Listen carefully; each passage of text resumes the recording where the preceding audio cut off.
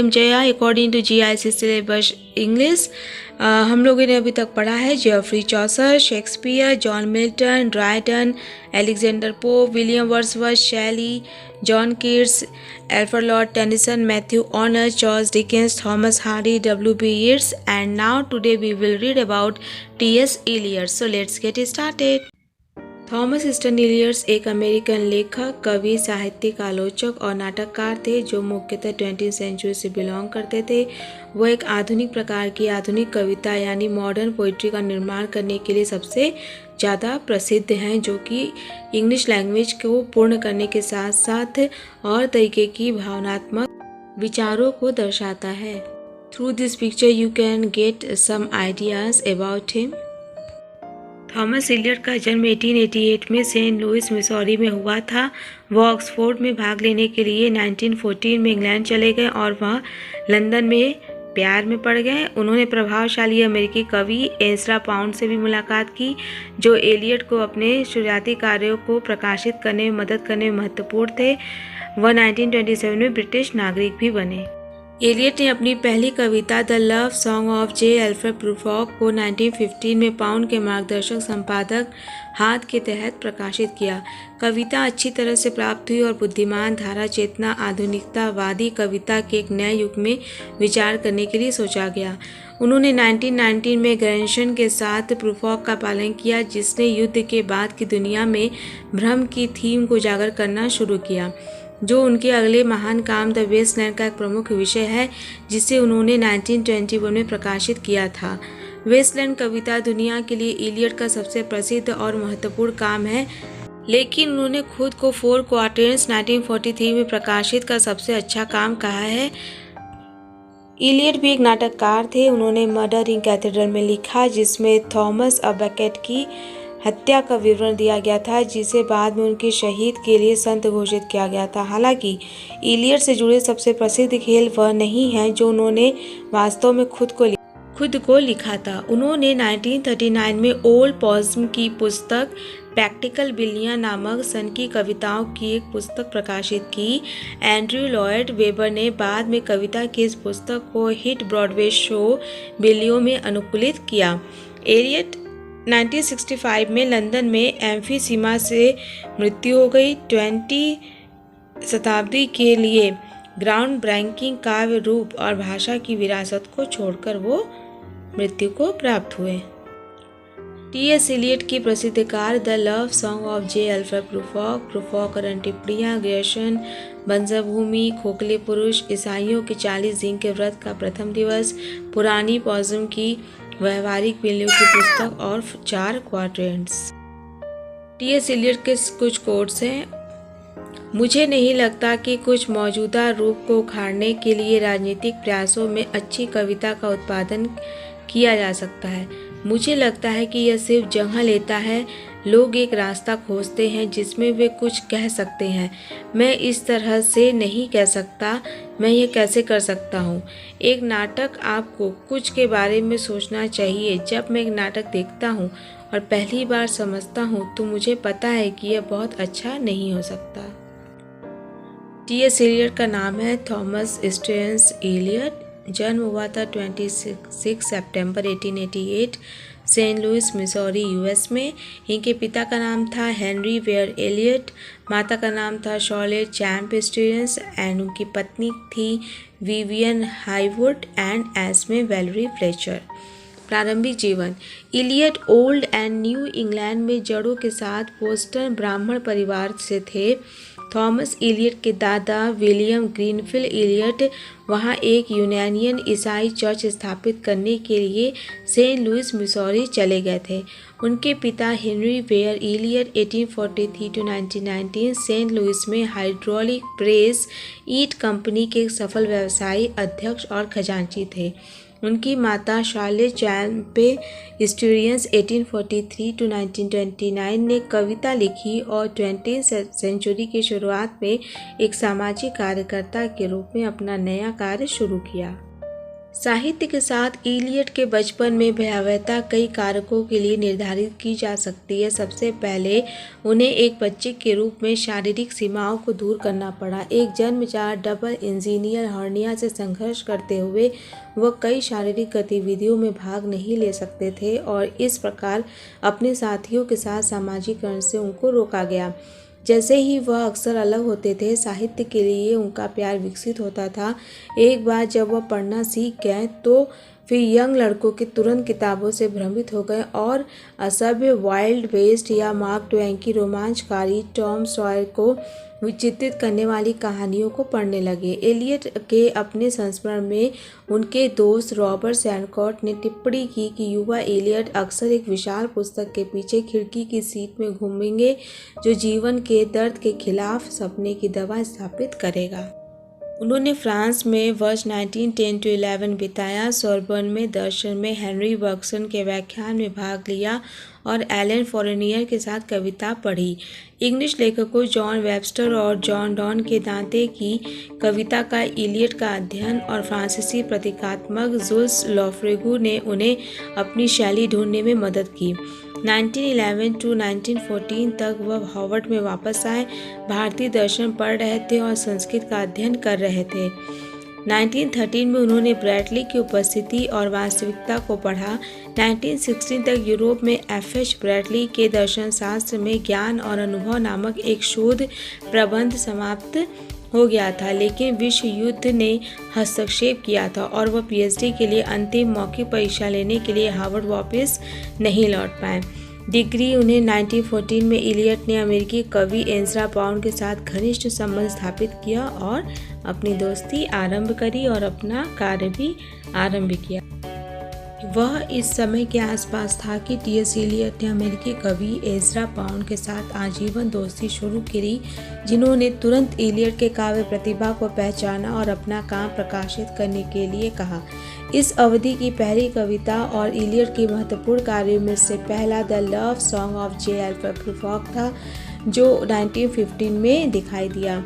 उनकी पहली कविताएं प्रुफॉक और अन्य अवलोकन 1917 में हुई और संग्रह ने इलियट को अपने दिन के एक प्रमुख कवि के रूप में स्थापित किया।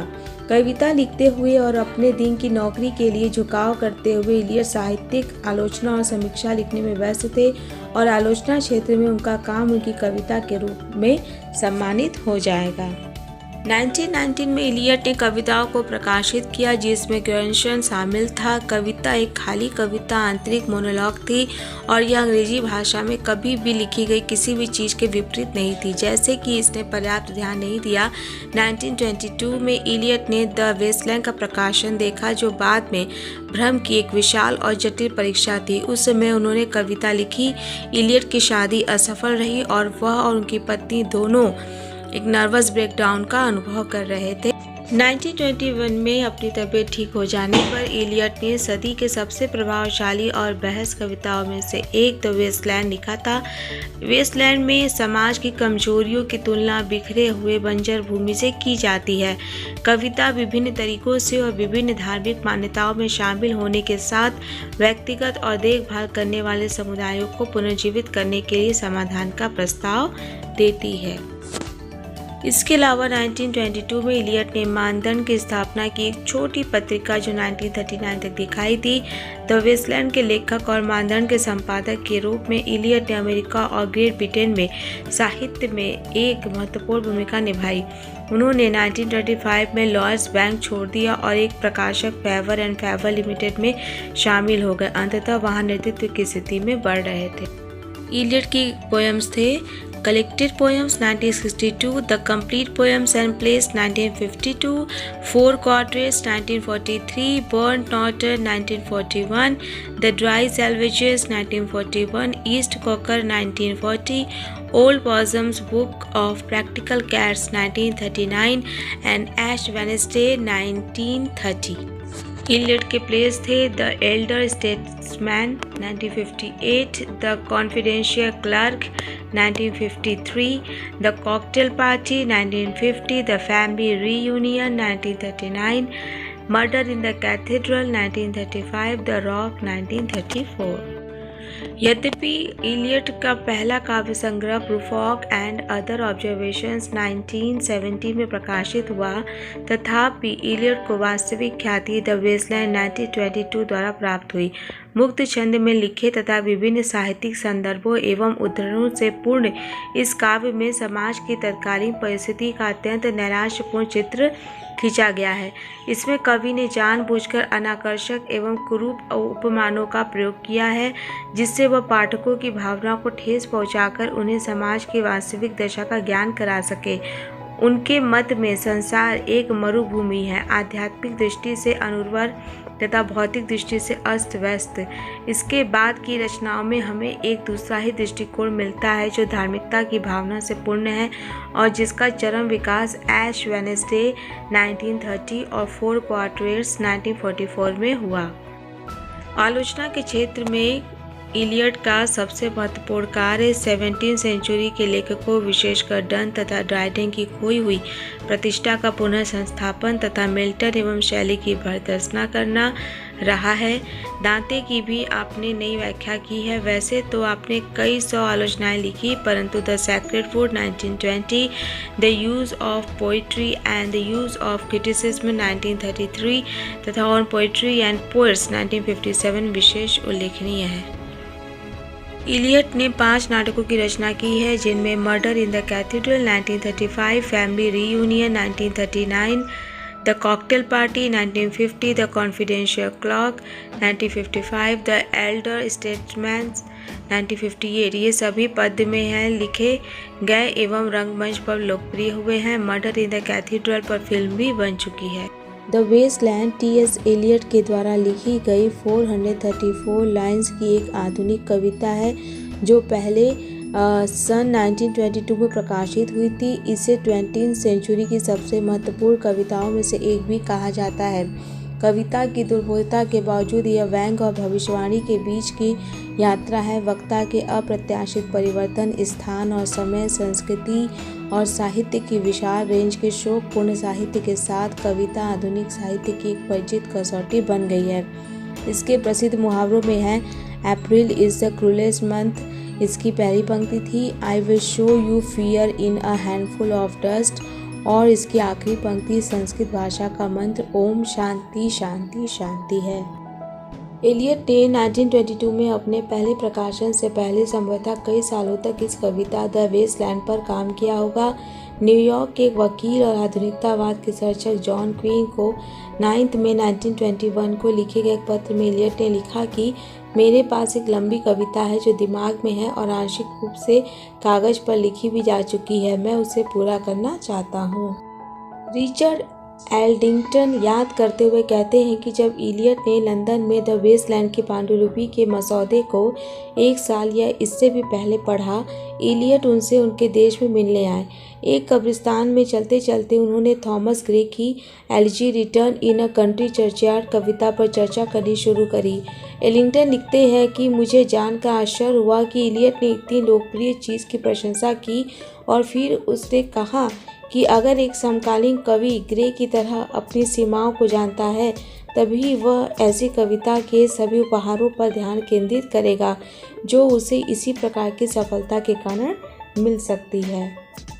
इलियट को, जिन्हें कुछ स्नायुविक विकार था, चिकित्सकों द्वारा आराम करने की सलाह दी गई थी। उन्होंने बैंक से 3 महीने की छुट्टी के लिए आवेदन किया था, जिससे उसके स्टाफ कार्ड पर दिया गया कारण था नर्वस ब्रेकडाउन। उन्होंने और उनकी पहली पत्नी विवियन हाईवुड इलियट ने स्वास्थ्य लाभ के लिए मार्गरेट के तटीय रिसोर्ट की यात्रा की। वहां रहते हुए इलियट ने वेस्टलैंड कविता पर काम किया और संभवतः एज़रा पाउंड के प्रारंभिक संस्करण को दर्शाया। जब लंदन लौटने के बाद इलियट ने नवंबर 1921 में पेरिस की यात्रा की, तो वहां वह पाउंड के मेहमान थे। इलियट ने डॉक्टर रॉजर विटोस से उपचार लेने के लिए लॉजेन, स्विट्जरलैंड की यात्रा करी। ओटोलाइन मॉरेल ने उसे इस डॉक्टर से मिलने की सलाह दी थी। विवेन को उस समय पेरिस के बाहर सैनिटोरियम के बाहर रुकना पड़ा। लॉजेन में इलियट ने कविता का 19 पृष्ठों का एक संस्करण तैयार किया। वे 1922 की जनवरी के प्रारंभ में लॉजेन से लौट आए। पाउंड ने तभी इस पर संपादकीय टिप्पणी की और पांडुलिपि में कई कटौतियां की। बाद में इलियट ने कविता को पाउंड को समर्पित किया। द वेस्टलैंड के 5 भागों के शीर्षक हैं the burial of the dead, a game of chess, the fire sermon, death by water, what the thunder said. T.S. Eliot, people to whom he was connected with: E. Martin Brown, Valer Eliot, Vivian Wood Eliot, Ezra Pound, Jean Julius Verdunel, and William Butler Yeats. Early poems: Ariel poems, The Journey of the Maggie, Grecian, The Hollow Man, The Love Song of J. Alfred Prufrock, Portrait of a Lady, Preludes, and The Wasteland. Later poems: Ash Wednesday, Four Quarters, Burn Norton, East Cocker, The Dry Savages, Little Gidding, Old Possum's Book of Practical Cats, and The Theatre Cat. Plays: The Cocktail Party, The Confidential Clerk, The Elder Statesman, The Family Reunion, Murder in the Cathedral, The Rock, and Swindly Agnostics. Prose: The Frontiers of Criticism, Hamlet and His Problems, The Sacred Wood, Traditional and the Individual Talent, and Publishing में है The Criteria, Faber and Faber. T.S. Eliot. T.S. Eliot आधुनिक युग के महानतम अंग्रेजी साहित्य विभूतियों में से हैं। इन्होंने नाटक, कविता और आलोचना तीनों में बहुत प्रसिद्धि हासिल की। इनका जन्म 1888 में सेंट लुइस, अमेरिका में हुआ। 23 वर्ष की उम्र में वह अपनी मातृभूमि अमेरिका छोड़कर इंग्लैंड में बस गए और वहां की नागरिकता प्राप्त की। 1965 ईस्वी में लंदन में इनकी मृत्यु हुई। इन्हें साहित्य का नोबेल पुरस्कार भी मिला। द वेस्टलैंड इनकी प्रसिद्ध कविता है जो क्राइटेरियन त्रैमासिक पत्रिका में प्रकाशित हुई थी और इनकी इसी कविता को नोबेल पुरस्कार मिला। जयशंकर प्रसाद की कामायनी की तुलना एलियट की द वेस्टलैंड से की जाती है। 1925 में इलियट ने द क्राइटेरियन पत्रिका का संपादन कार्य संभाला। 20वीं सेंचुरी के प्रारंभिक दशकों में इलियट का लेखन कार्य प्रारंभ होता है। यह समय अंग्रेजी काव्य के लिए पतनोन्मुखी तथा आलोचना के लिए दिशाहीनता का समय था। इस समय स्वच्छंदतावादी कवियों शैली, वर्ड्सवर्थ, कॉलरिज आदि की आलोचनाओं में व्यक्तिगत कल्पना एवं भावना की प्रधानता थी। यद्यपि इलियट से पहले मैथ्यू आर्नल्ड ने व्यक्तिगता के अतिरेक को नियंत्रित करने का प्रयास किया, लेकिन उन्हें अपेक्षित सफलता नहीं मिली। स्वच्छंदतावादी आलोचना पद्धति में कृति के स्थान पर कृतिकार को विशेष महत्व दिया जा रहा था। इसका विरोध करते हुए इलियट ने अपने आलोचना सिद्धांत में 3 बातों पर विशेष बल दिया। फर्स्ट, इलियट साहित्य में आत्मानुभूति का विरोध करते हैं, इतिहास और परंपरा को अत्यंत महत्वपूर्ण मानते हैं, कला को निर्वैक्तिक घोषित करते हुए काव्य के वस्तु पक्ष पर बल दिया। इन्होंने काव्य में भाषा एवं बिंब की विशेष भूमिका का निरूपण किया। टी.एस. इलियट की प्रमुख रचनाएं। टी.एस. इलियट की प्रमुख रचनाएं इस प्रकार हैं: the secret wood, homage to John Dryden, the use of poetry and the use of criticism, the selected essays, ancient and modern. इन्होंने कविता को परिभाषित किया है। कविता उत्तम छंद में उत्तम शब्दों की व्याख्या है। टी.एस. इलियट के प्रमुख सिद्धांत। थॉमस स्टर्न्स इलियट के प्रमुख सिद्धांत इस प्रकार हैं: परंपरा एवं व्यक्तिक प्रज्ञा का सिद्धांत, tradition and the individual talent, निर्व्यक्तिता का सिद्धांत, इम्पर्सनल थ्योरी ऑफ पोइट्री, वस्तुनिष्ठ सहसंबंधी या समीकरण का सिद्धांत, थ्योरी ऑफ ऑब्जेक्टिव कोरिलेटिव। परंपरा एवं व्यक्तिगत प्रज्ञा का सिद्धांत। इलियट ने tradition and the individual talent शीर्षक निबंध के दूसरे भाग में निर्व्यक्तिता का सिद्धांत दिया है। यह निबंध इलियट की ख्याति का आधार है। इसी निबंध में इलियट लिखते हैं, कोई भी कवि अथवा कलाकार अकेले अपनी पूरी अर्थवत्ता सिद्ध नहीं कर पाता। उसकी महत्ता, उसका विवेचन मृत कवियों एवं कलाकारों के साथ उसके संबंध का विवेचन है। इलियट ने परंपरा का अर्थ संकीर्ण घेरे से नहीं लिया, बल्कि इसका व्यापक अर्थ ग्रहण किया है। परंपरा की वास्तविक भावना को प्राप्त करने के लिए कलाकार को कठिन साधना करनी पड़ती है। परंपरा से अर्थ प्राचीन काल से चली आ रही कला और साहित्य की प्रमुख धारणाओं के सम्यक बोध से है। इनकी परंपरा मात्र रूढ़ी नहीं बल्कि चिर गतिशील सृजनात्मक संभावनाओं की समष्टि है। इलियट किसी युग के सृजनात्मक विकास के लिए अतीत के महान कवियों में प्रभावी संवेदना को बोध अनिवार्य मानते हैं। परंपरा वास्तव में ऐतिहासिक चेतना अथवा इतिहास बोध है। इलियट के मतानुसार साहित्य एवं एक अविच्छिन्न एवं अखंडित धारा है। अतीत और वर्तमान इसके दो छोर हैं, दोनों एक दूसरे को प्रभावित करते हैं। एक स्वरूप तो अतीत में प्रभावित रहता है और दूसरा वर्तमान परिवेश एवं संदर्भों से अनुस्यूत रहता है। कवि की चेतना में जब समाज, जाति और देश की अखंड भावना का एक सतत विकासशील सत्य प्रकाशित हो जाता है, साथ ही साथ वर्तमान के संदर्भ में अतीत के मूल्यांकन के नए सूत्र भी प्राप्त होते हैं। परंपरा सिद्धांत का महत्व। परंपरा सिद्धांत के द्वारा इलियट ने आत्मनिष्ठ सिद्धांत के स्थान पर वस्तुनिष्ठ साहित्य को महत्व प्रदान किया है, कला को निर्वैयक्तिक घोषित किया और कवि को काव्य की स्वतंत्र अवधारणा के लिए माध्यम मात्र स्वीकार किया। कवि व्यक्तित्व की अभिव्यक्ति नहीं करता, बल्कि वह विशिष्ट माध्यम मात्र है। कलाकार की प्रगति निरंतर आत्मत्याग व्यक्तित्व का निरंतर बहिष्कार है। बिंबवादी विचारक एजरा पाउंड की मान्यता है कि कवि वैज्ञानिक की भांति निर्वैयक्तिक और वस्तुनिष्ठ होता है। एजरा पाउंड की इस मान्यता से इलियट प्रभावित थे। इनका भी विचार है कि कवि का कार्य आत्मनिरपेक्ष होता है। जाहिर है कि इलियट ने परंपरा को आवश्यक मानते हुए व्यक्तिकता का विरोध किया है। साहित्य के जीवंत विकास के लिए परंपरा का योग जरूरी है, क्योंकि इससे साहित्य में आत्मनिष्ठ तत्व गौण हो जाता है और वस्तुनिष्ठ तत्व प्रमुख हो जाता है। निर्वैयक्तिकता का सिद्धांत। कवि के व्यक्तिगत भावों की विशेषता का सामान्यीकरण ही निर्वैयक्तिकता है। कवि अपनी तीव्र संवेदना एवं ग्रहण क्षमता से अन्य लोगों या समाज की अनुभूतियों को आयत कर लेता है। अब यह आयत ग्रहण की हुई अनुभूति कवि की व्यक्तिगत अनुभूतियां बन जाती है। अपने चिंतन द्वारा इस आयत अनुभूतियों को जब काव्य में अभिव्यक्त करता है, तब वे उसके निजी अनुभव होते हैं, हुए भी सबके अनुभव बन जाते हैं। भारतीय काव्य शास्त्र में साधारणीकरण की यही स्थापना है।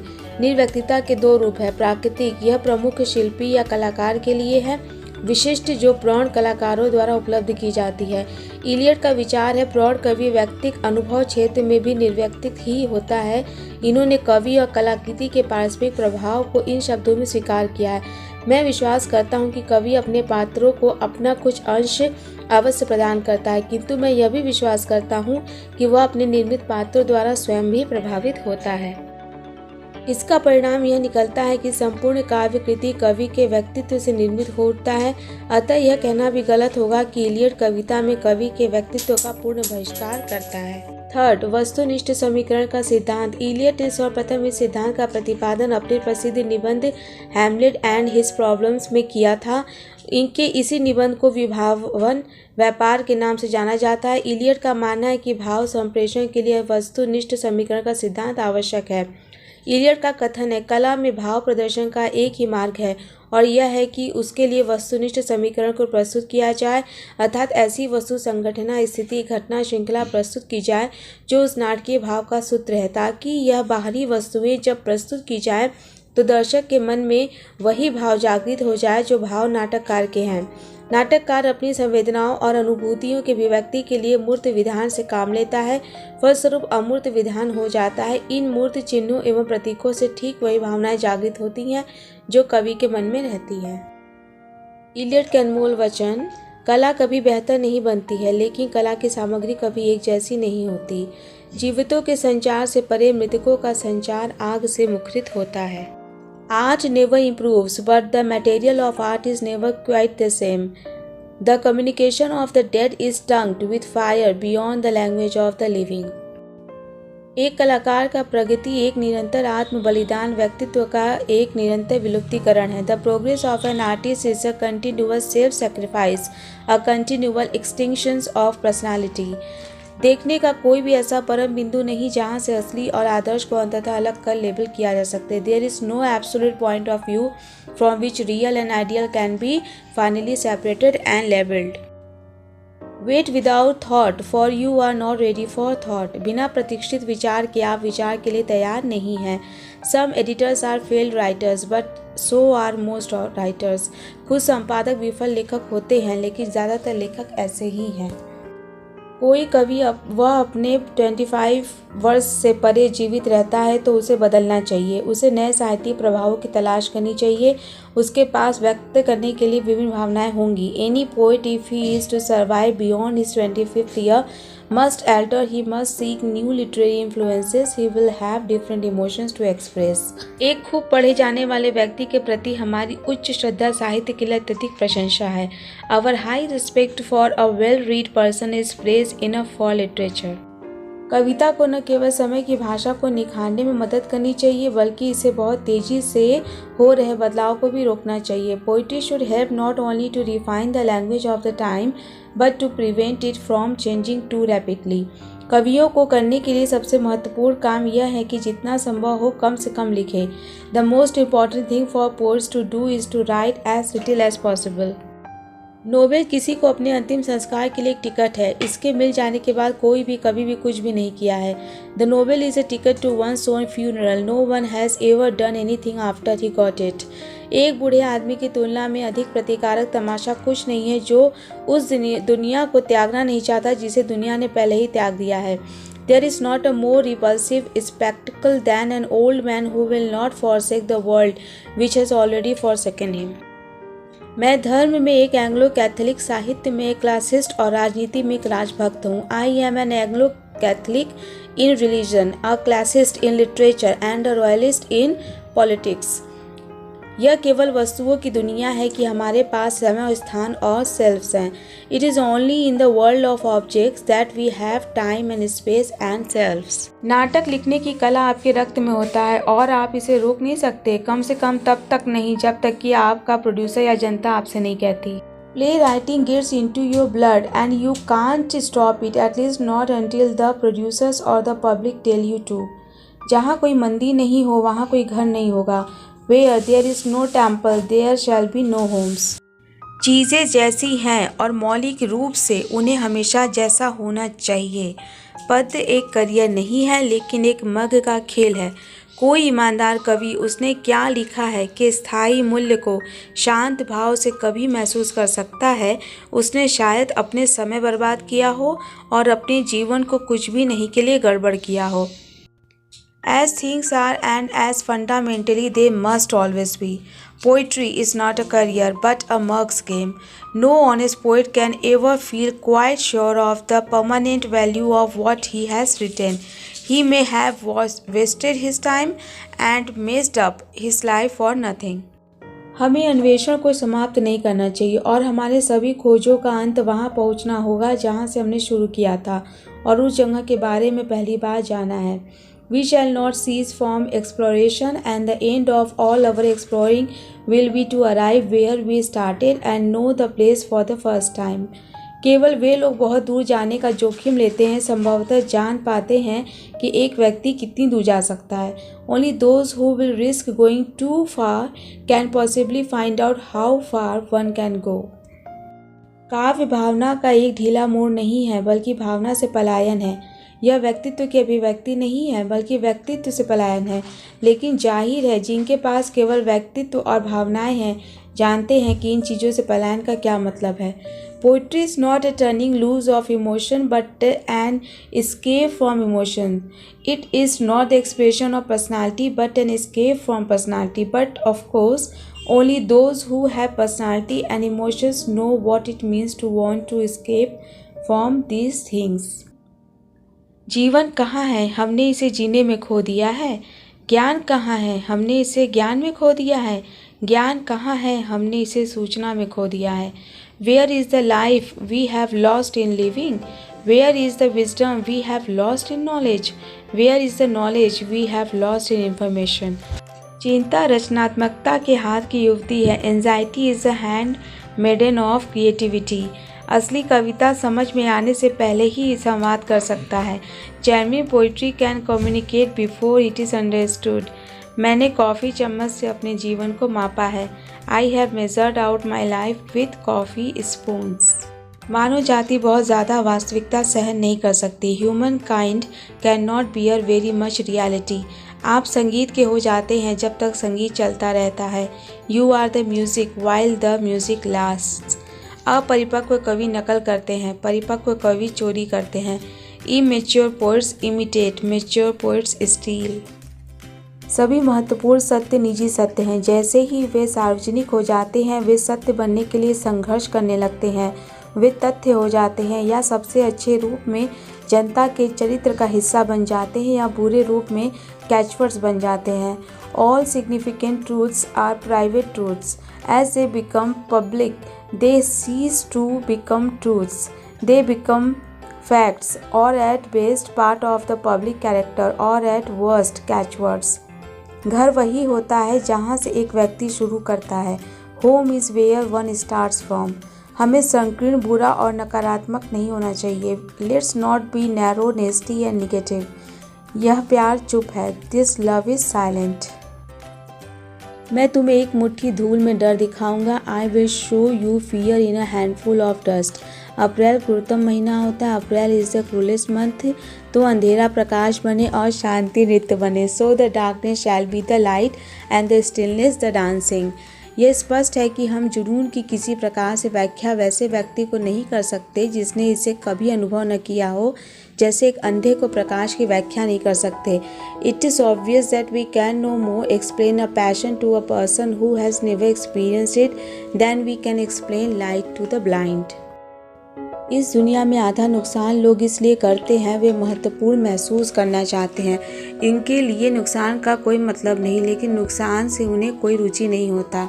Half of the harm that is done in this world is due to people who want to feel important. They don't mean to do harm, but the harm does not interest them. मेरी शुरुआत में मेरा अंत है। इन माई beginning is my and. आज व्यापार भीड़ को मनाने में लगे होते हैं। Business today consist in persuading crowds. मेरी सबसे बड़ी मुसीबत पर्दा उठाना और गिराना है। माई greatest trouble is getting the curtain up and down. तो प्रेमी को शब्दों के लिए संघर्ष करना चाहिए। So the lover must struggle for words. मैंने जन्म और मृत्यु को देखा था, लेकिन सोचा था वे अलग थे। I had seen birth and death but had thought they were different. बहुत बुद्धिमान बनने के लिए कोई विधि नहीं चाहिए होती। There is no method but to be very intelligent. हमने समस्त ज्ञान को कहाँ सूचनाओं के साथ खो दिया है। Where is all the knowledge we lost with information. यदि आप अपने मस्तिष्क से ऊपर नहीं रहोगे तो आप ये कैसे जान पाओगे कि आप कितने लंबे हो। If you aren't in over your head how do you know how tall you are. हे प्रभु, उत्कृष्ट इरादा और अशुद्ध दिल के आदमी से मुझे मुक्त करो, दिल के लिए जो सभी बातों से ऊपर धोखेबाज है और दुष्ट है। O Lord, deliver me from the man of excellent intention and impure heart, for the heart is deceitful above all things and desperately wicked. प्यार के वास्ते गलत चीज़ों का प्यार, फिर भी वहाँ विश्वास है, लेकिन विश्वास और प्रेम और आशा सभी प्रतीक्षारत होते हैं। For love would be love of the wrong things. There is yet faith, but the faith and the love and the hope are all in the waiting. नियमों का उल्लंघन करना तब तक बुद्धिमानी नहीं है जब तक आपको यह पता न हो कि उसका निरीक्षण कैसे पता किया जाता है। It's not wise to violate rules until you know how to observe them. कविता समय समय पर हमें थोड़ा ही सही जागरूक कर सकती है। अनाम भावनाएं जो हमारे जीवन की बुनियाद का निर्माण करते हैं, जिसे हम शायद ही जान पाएं, हमारे जीवन के लिए लगातार अपवंचन है। Poetry may make us from time to time a little more aware of the deeper, unnamed feelings which form the substratum of our being to which we rarely penetrate, for our lives are mostly a constant evasion of ourselves. So friend, last but not the least, sir की photo है T.S. Eliot sir की और उनका bio है यहाँ पर। और अगर आपको ये वीडियो पसंद आता है, do like share and subscribe the channel and we will meet in next chapter. Till then, bye bye, have a nice day.